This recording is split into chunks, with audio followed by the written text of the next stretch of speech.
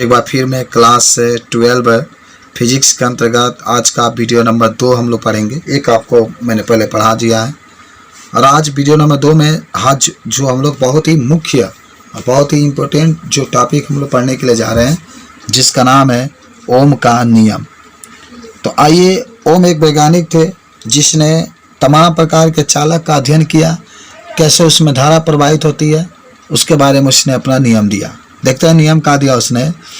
यदि किसी चालक के भौतिक अवस्था अपरिवर्तित रहे तो चालक में लगाए गए विभवांतर धारा के अनुक्रमानुपाती होता है। याद रखते हैं हम लोग, यदि किसी चालक के भौतिक अवस्था का मतलब, जैसे मान लें आपके पास कोई चालक है, यह चालक आपके पास से देख रहे हैं यहाँ पर, इसके भौतिक अवस्था में कोई परिवर्तन न किया जाए, जितना ताप है जितना दाब है उतना ही रखा जाए। तो उस चालक में लगाए गए विभवांतर, देखिए विभवांतर का मतलब होता है ना, यहीं पर भी है जहाँ पर बैटरी होता है, और इसमें आपकी धारा क्या हो रही है, बह रही है। तो उस चालक में लगाए गए विभवांतर जो होगा भी वह धारा के समानुपाती होगा। याद करो, यदि किसी चालक के भौतिक अवस्था में कोई परिवर्तन न किया जाए तो उस चालक में लगाए गए जो विभवांतर होता है धारा के समानुपाती होता है या अनुक्रमानुपाती होता है।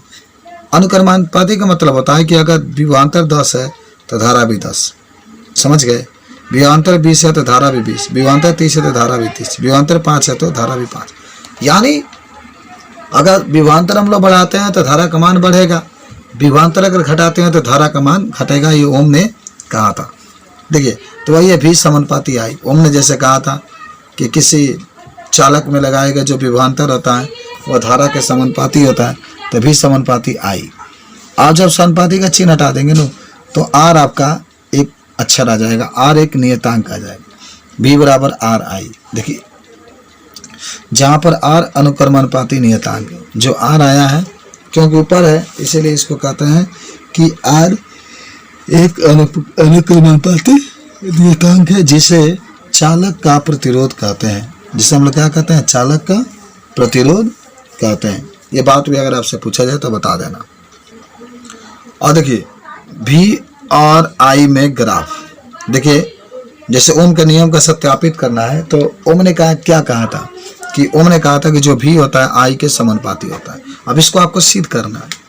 तो देखिए, आपको सिद्ध करने के लिए एक क्षैतिज रेखा खींचेंगे जिसको एक्स अक्ष कहते हैं, एक ऊर्ध्वाधर रेखा खींचेंगे जिसको वाई अक्ष कहते हैं। यहाँ पर आपका जो होगा मूल बिंदु होगा जिसको 0 कहते हैं। जरा देखिए, अगर आप धारा विभवांतर 10 करते हैं तो धारा का मान भी 10 होगा, बढ़ेगा। विभवांतर 20 करते हैं तो धारा भी 20, विभवांतर 30 करते हैं धारा भी 30। तो इस तरीके से जब आप रखते हैं ना तो नीचे हमेशा विभवांतर रखते हैं, जो क्षैतिज रेखा होती है उसमें विभवांतर रखते हैं भी, जो ऊर्ध्वाधर रेखा होती है उसमें आई रखते हैं। और भी और आई के बीच में जब ग्राफ खींचते हैं तो देखिए एकदम आपको सीधा रेखा क्या होता है, प्राप्त होता है। एकदम सीधा रेखा आपको क्या होता है, प्राप्त होता है। समझ गए? इस चीज़ को आप जरूर याद रखिएगा और इस चीज़ को आप बता भी सकते हैं। ठीक है, आइए प्रतिरोध थोड़ा बहुत इसको भी हम बताते हैं। चालक में बहने वाले धारा को रोकता है या रोकने का विरोध करता है या उसको आगे बहने से रोकता है, उसे प्रतिरोध कहते हैं। इसे आर से प्रदर्शित करते हैं और इसका मात्रक ओम होता है। तो किसी चालक में बहने वाले धारा का जो विरोध करता है, किसी चालक में बहने वाले जो धारा का मान को नियंत्रित करता है, उसी को प्रतिरोध कहते हैं। अंग्रेजी में इसे रेसिस्टेंस कहा जाता है, इसलिए इसे आर से प्रदर्शित करते हैं और इसका मात्रक क्या होता है, ओम होता है। या आप चाहें तो वोल्ट प्रति एम्पियर भी इसका मात्रक आप बता सकते हैं। वोल्ट प्रति एम्पियर इसका मात्रक भी होता है। यह एक अदिश राशि है और बीमा वगैरह भी आप इसको निकाल करके देखिए। बीमा मैं बताता हूँ कि आर का बीमा कितना होगा। देखिए, आर का बीमा के लिए अभी भाई आई तो पढ़े होंगे आप। अब जहाँ भी है उसकी जगह पर तो W/Q और गुणे आई तो नीचे रखेंगे आप। और W का तो आप जानते ही होंगे ना, mL² T/-2। Q का तो AT, आई का खाली A। तो देखो ना बाबू, आई m लिखो, L² लिखो, T पर -3 रह जाएगा तो -3 या T पर -2 हो जाएगा। ये है नो, तो ये पर 2 होगा, ऊपर आ जाएगा तो टी पर माइनस 2, तो ml स्क्वायर टी पर माइनस 3 पर माइनस 2 आ जाएगा। ये बीमा आपके आर का आ जाएगा। अच्छा, एक चीज़ और मैं यहाँ पर बताना चाहता हूँ कि जैसे मान लीजिएगा कि एक ये तो प्रतिरोध हो गया कि जो चालक में बहने वाले धारा का विरोध करता है। चालक का मतलब क्या होता है?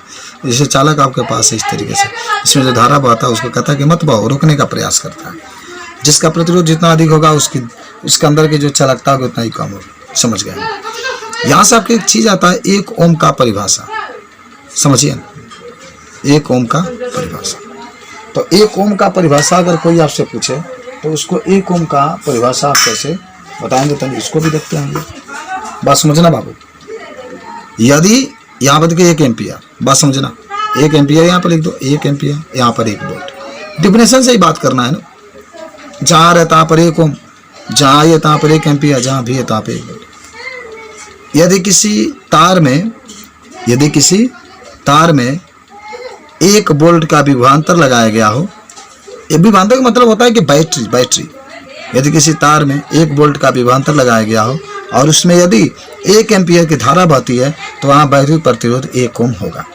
यदि किसी तार में 1 वोल्ट का विभवांतर लगाया गया हो और यदि उसमें 1 एम्पियर की धारा बहती है तो वहाँ वैद्युत प्रतिरोध 1 ओम होगा। इसको आप अवश्य बता सकते हैं मेरे दोस्त। इसका मात्रक में प्रतिरोध का वोल्ट प्रति एम्पियर या ओम भी आप बता सकते हैं।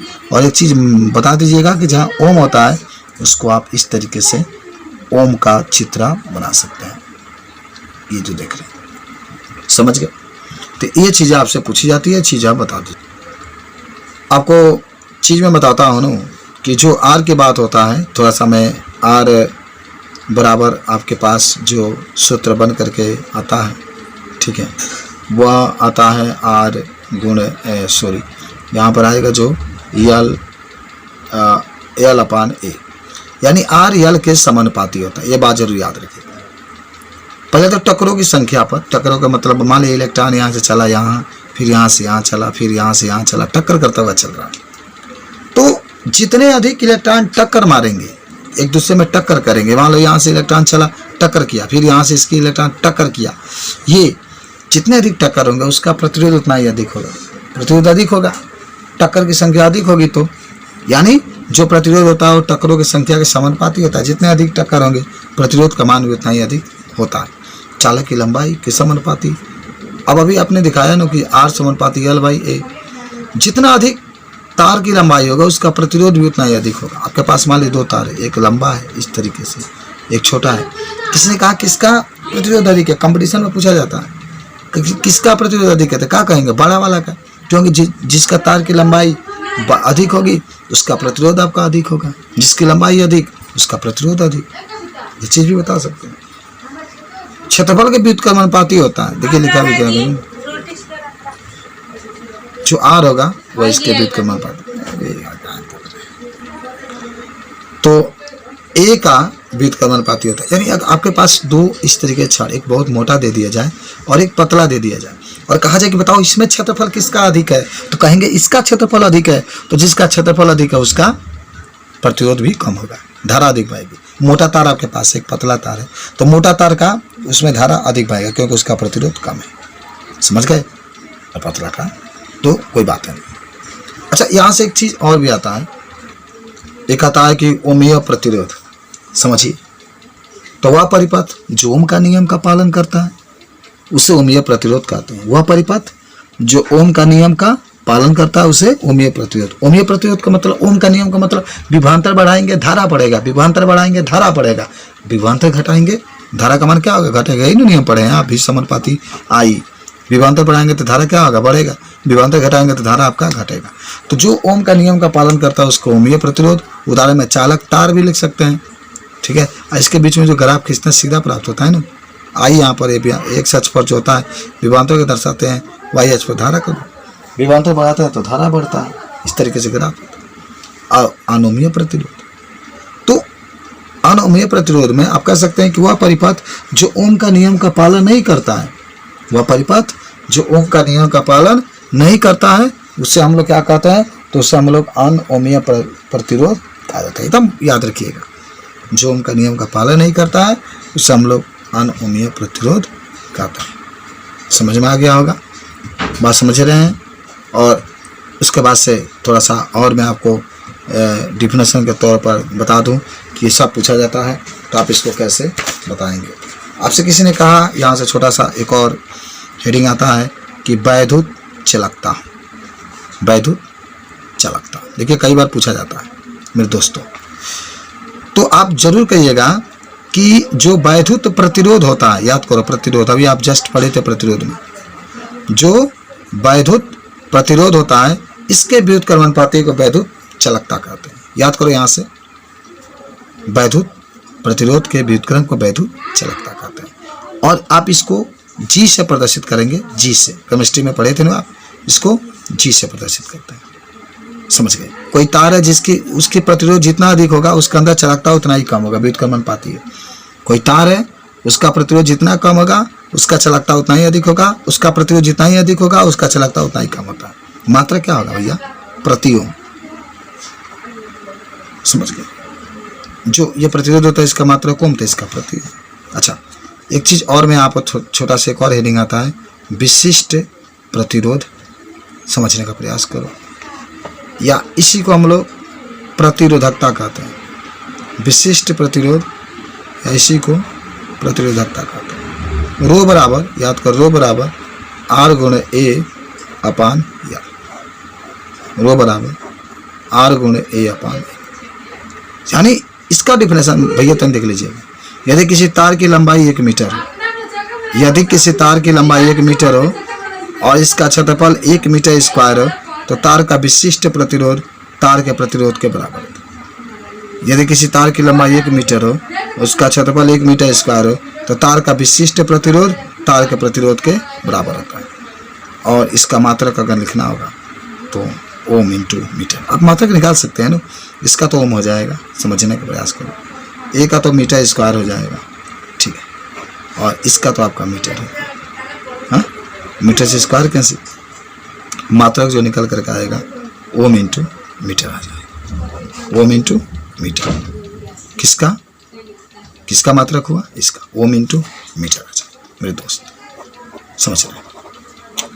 और मात्रक निकल गया, बीमा भी आप निकाल सकते हैं इसका। बीमा में दिखता हूँ, बीमा में आप एम एल स्क्वायर टी पर -3 ए पर -2, ये तो ओम का होता है, फिर इसके लिए एल लिख सकते हैं तो आपका निकल कर आएगा एम एल पर 3 टी पर -3 और ए पर -2। इस तरीके से इसका आप विशिष्ट प्रतिरोध का बीमा भी कर। उसके बाद से एक चीज़ और आता है जिसका लास्ट होता है वैद्युत विशिष्ट चालकता, या इसी को केवल आप चालकता कर सकते हैं। चालकता तो बता सकते हैं कि विशिष्ट प्रतिरोध के व्युत्क्रम को, जो विशिष्ट प्रतिरोध होता है उसके व्युत्क्रम को हम लोग विशिष्ट चालकता कहते हैं, या केवल चालकता भी कह सकते हैं। तो विशिष्ट प्रतिरोध के व्युत्क्रम को चालकता या विशिष्ट चालकता कहते हैं। और इसे हम लोग हालांकि कहीं कहीं सिग्मा से दिखाते हैं और इसको कापा से भी दिखाते हैं। इसका मात्रक, जैसे विशिष्ट प्रतिरोध का मात्रक ओम इंटू मीटर आ रहा था, तो इसका मात्रक आपका जो आएगा प्रति ओम, यानी ओम पर इनवर्स और इंटू मीटर पर इनवर्स आ जाएगा। प्रति ओम प्रति मीटर आपका जो होता है मात्रक निकल करके आ जाता है। जरूर आप याद रखिएगा कि विशिष्ट प्रतिरोध के व्युत्क्रम को विशिष्ट चालकता कहते हैं, ये पूछा जाता है तो आप इस चीज़ को बता सकते हैं। समझ गए। अब कुछ बातें मैं यहाँ पर बता देता हूँ किताब का जो है। विशिष्ट प्रतिरोध के बाद एक चीज़ आता है कि कोई चालक जो होते हैं उसका विशिष्ट प्रतिरोध कितना होता है। जरा देखिए, आपके पास चालक है, चांदी का जो प्रतिरोधकता है वह बहुत कम होता है, 1.6 × 10⁻⁸। तांबा का 1.7 × 10⁻⁸। एल्युमिनियम का 2.7 × 10⁻⁸। टंगस्टन का 5.6 × 10⁻⁸। यानी इस तरीके से इन लोगों का जो आप विशिष्ट प्रतिरोध देख रहे हैं उसका मान आपका दिया गया है। समझ रहे हैं। आप इसको बता सकते हैं। सबसे कम तो चांदी का ही है, देख रहे हैं 1.6 सबसे कम है क्योंकि माइनस में है, इसीलिए सबसे अधिक सबसे अच्छा चालक जो होता है चांदी होता है, क्योंकि जिसकी प्रतिरोधकता जितनी कम होगी उसकी चालकता उतना ही अधिक होता है। अर्धचालक में आप देख सकते हैं कार्बन दिया, कार्बन भी एक अर्धचालक है, जर्मेनियम दिया है, सिलिकॉन दिया है, और इसकी भी आपके पास जो दिखा रहा है यहाँ पर प्रतिरोधकता दिया गया है, बता सकते हैं। विद्युत रोधी है, शुद्ध जल का देख रहे हैं, कांच का, कठोर रबड़ का, सोडियम क्लोराइड का, संयुक्त एस्पेटिट का, ये पूरा उसका मान जो है दिया गया है। ठीक है, और प्रतिरोधकता के ताप गुणांक के मान पूछेगा, जिसको आप अल्फा से डिनोट करते हैं। उसका मान देखिए, अगर चांदी के लिए कहता है कि चांदी के लिए कितना होगा तो 0.0041। उसके बाद से अगर तांबा के लिए पूछता है तो 0.0061। इस तरीके से सब आप तत्वों को देख रहे हैं, बता सकते हैं। तो आज के लिए इतना रहने देते हैं, बाकी को हम लोग नेक्स्ट वीडियो में पढ़ेंगे। तब तक के लिए धन्यवाद।